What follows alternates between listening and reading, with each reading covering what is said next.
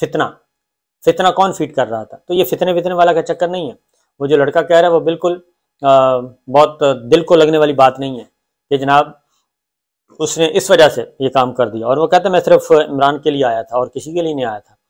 تو وہ ایک پستول کی گولیاں تو ہیں ہی نہیں جو اوپر پہنچی ہیں، اوپر جو مختلف سمتوں میں گولی جو ہے وہ ایک برسٹ ہی تھا جو یکدم لگا ہے، وہ ٹھک ٹھک ٹھک والی گولی نہیں تھی، نشانات موجود ہیں۔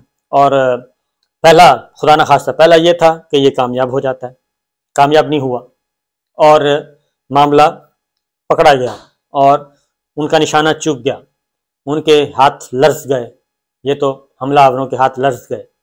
پہلی بات تو یہ ہوئی۔